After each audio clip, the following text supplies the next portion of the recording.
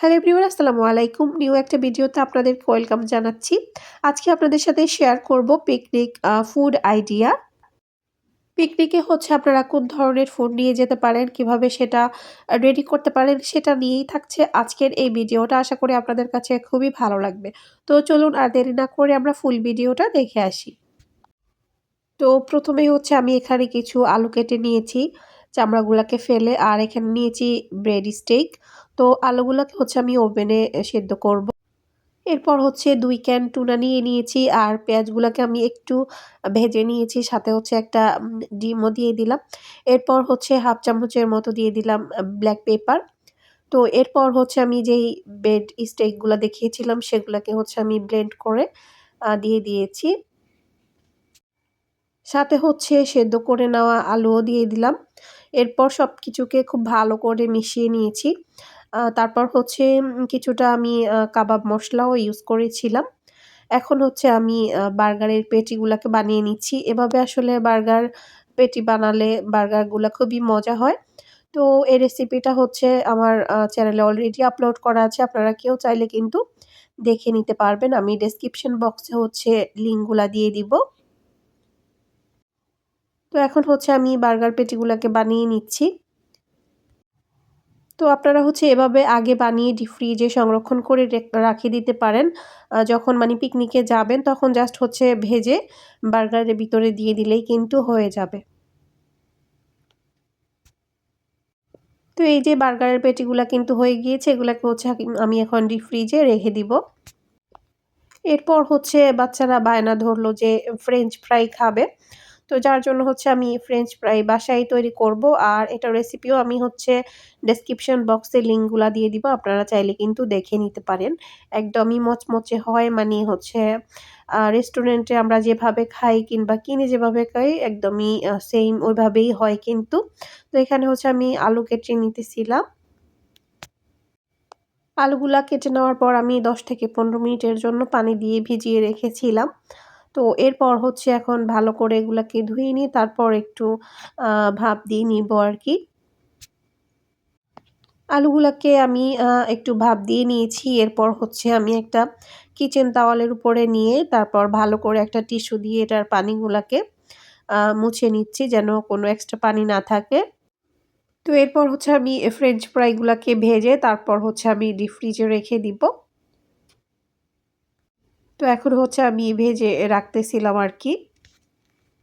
ওই সবগুলা কাজ আমি আগের দিন করে রেখেছিলাম রাত্রে। এখন সকালবেলা আমি ডিম সিদ্ধ দিয়েছি আর পাস্তাটা সেদ্ধ করতে দিয়েছি। তো আজকেই আমরা পিকনিকে যাবো। তো এইজন্য সকালবেলা উঠেই আমি ওগুলা সেদ্ধ করতে দিলাম। তো সেদ্ধ হতে এখান দিয়ে আমি পেঁয়াজ, টমেটো তারপর লবণ দিয়ে দিলাম। পাস্তাগুলা রান্নাটা বসিয়ে দিয়েছি আরকি।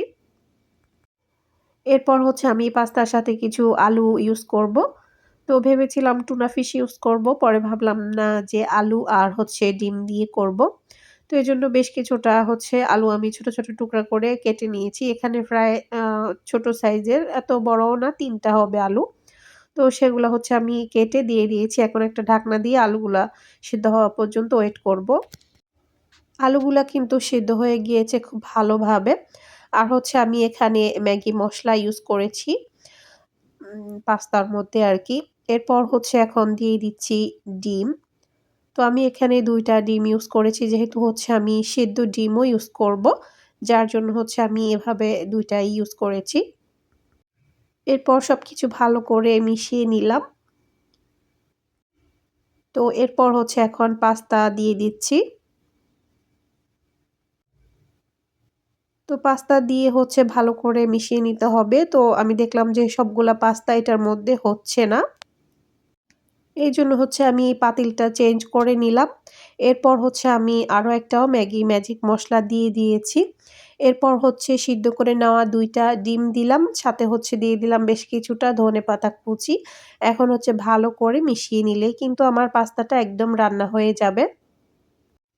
আর এভাবে পাস্তা রান্না করে দেখতে পারেন। সিদ্ধ করে নেওয়া ডিমও ইউজ করতে পারেন। খেতে কিন্তু ভীষণ মজা হয়। আশা করি আপনাদের খুবই ভালো লাগবে। তো এটা কিন্তু এখন আমার হয়ে গিয়েছে। আমি চুলাটা বন্ধ করে দিব। তো এখন চলে আসলাম হচ্ছে আমি ফ্রেঞ্চ ফ্রাইগুলা ভেজে নেওয়ার জন্য। তেলটাকে আমি গরম করে তারপর হচ্ছে আগের দিন যেই ফ্রেঞ্চ ফ্রাইগুলাকে হচ্ছে আমি একবার ভেজে রেখেছিলাম, সেগুলা দিয়ে দিয়েছি। এখন ভালো করে এখন ভেজে নিব। তো এই যে ফ্রেঞ্চ ফ্রাইগুলা কিন্তু ভাজা হয়ে গিয়েছে। এখন হচ্ছে আমি উঠিয়ে নিচ্ছি। তো সবগুলা উঠিয়ে নেওয়ার পর হচ্ছে বাকি ফ্রেঞ্চ ফ্রাইগুলাকেও আমি ভেজে নিব সেম ভাবে। ফ্রেঞ্চ ফ্রাইগুলা ভেজে নেওয়া শেষ। এখন হচ্ছে আমি বার্গারের পেটিগুলাকে ভেজে নিচ্ছি। যেহেতু আমরা ৪ জন এজন্য হচ্ছে আমি ৪ টা বার্গারই নিব শুধু। তো আমি হচ্ছে বার্গার পেটিগুলা ভেজেই নিয়েছি। এরপর হচ্ছে আমি একটা বার্গার সস বানিয়ে নিয়েছি। তো এই বার্গারের রেসিপিটা বললামই তো আমার চ্যানেলে দেওয়া আছে। আপনারা চাইলে দেখে নিতে পারেন। তো ২ টার মধ্যে হচ্ছে আমি লেটুস পাতা ইউজ করব আর হচ্ছে বার্গার সস ইউজ করব। আর ২ টার মধ্যে হচ্ছে আমি শুধু বার্গার সসটা আর হচ্ছে বার্গার পেটিটা ইউজ করব। কারণ মিনহা-মানহা ওরা খাবে না। তো আমার সবগুলা খাবার হচ্ছে রেডি হয়ে গিয়েছে। এই যে বার্গারগুলা, তারপর এই যে পাস্তার উপরে আমি আবার কিছু ডিমকে কেটে দিয়েছি। আর এই যে ফ্রেঞ্চ ফ্রাইগুলা।